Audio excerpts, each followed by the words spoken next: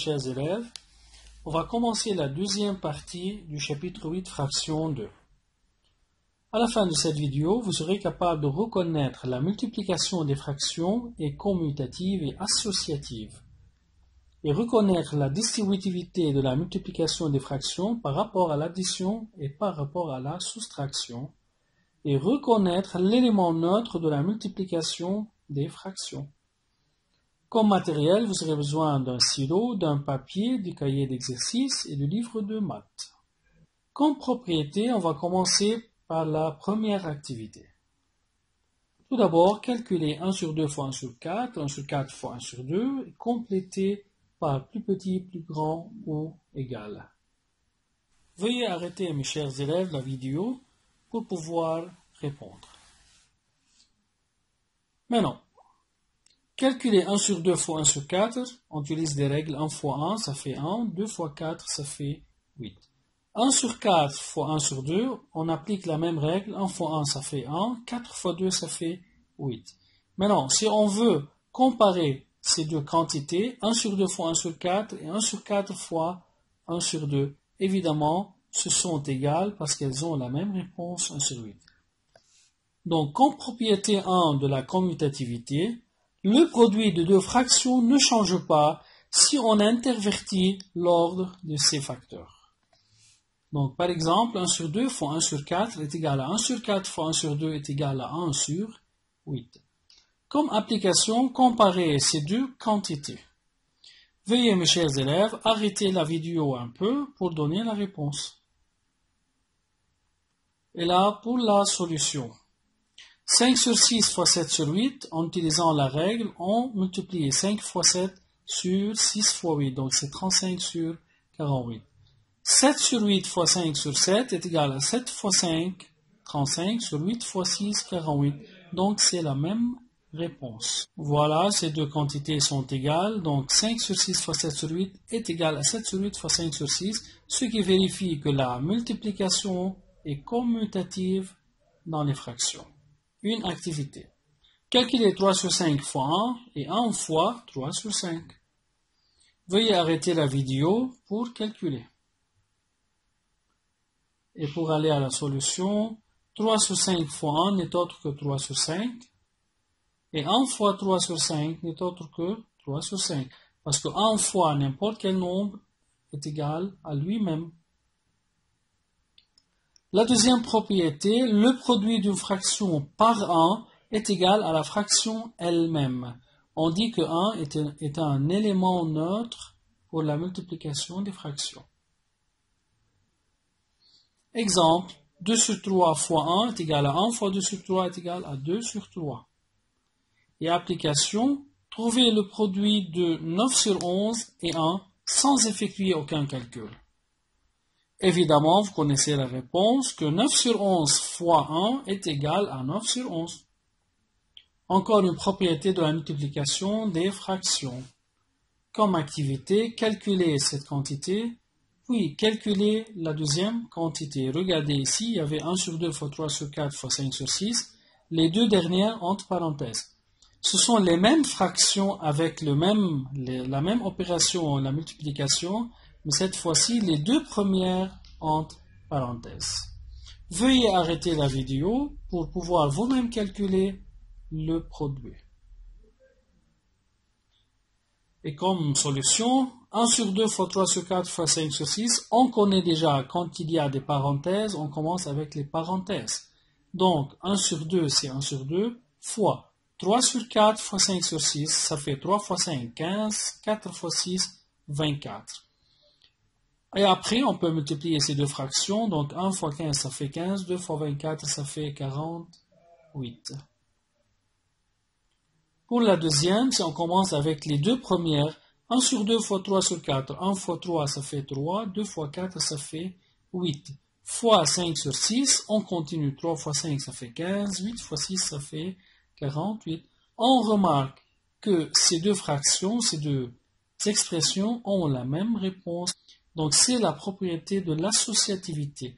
Le produit de plusieurs fractions ne change pas si on remplace deux de ces facteurs par leur produit effectué.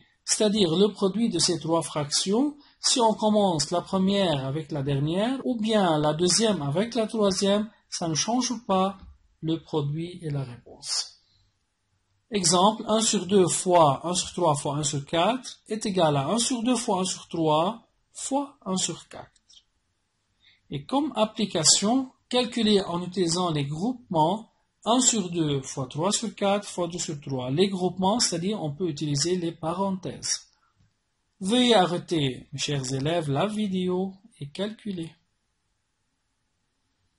Et voilà la solution.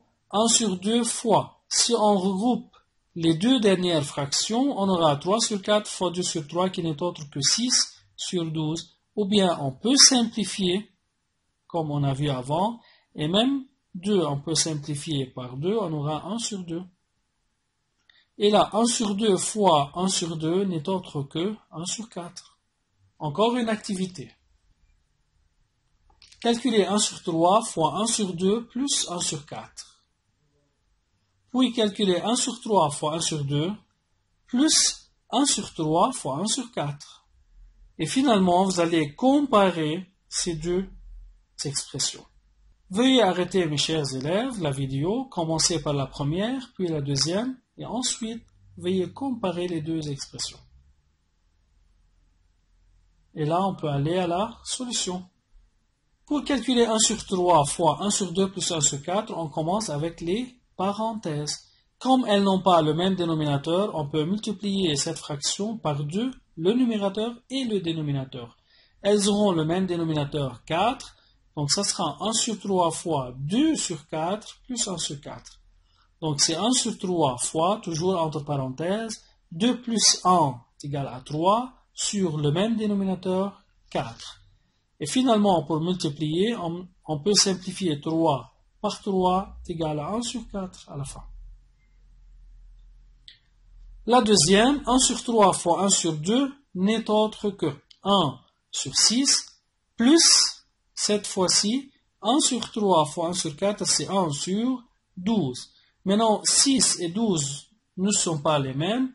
On peut multiplier ici par 2 et ici par 2 pour rendre au même dénominateur qui est 12. Donc ça fait 2 sur 12 plus 1 sur 12 qui n'est autre que 3 sur 12. Si on divise les deux membres, c'est-à-dire le numérateur et le dénominateur par le même nombre, on aura 1 sur 4, la fraction irréductible. Maintenant, pour comparer ces deux expressions, évidemment, vous avez vu qu'elles sont égales à 1 sur 4. Pour aller à la propriété 4 de la distributivité, on multiplie une somme ou bien une différence, c'est la même façon, par une fraction de la même façon que si l'on multiplie par un nombre naturel. On donne un exemple pour bien illustrer. 1 sur 2 fois, entre parenthèses, 1 sur 4 plus 1 sur 3. Donc, on multiplie une fraction par une somme.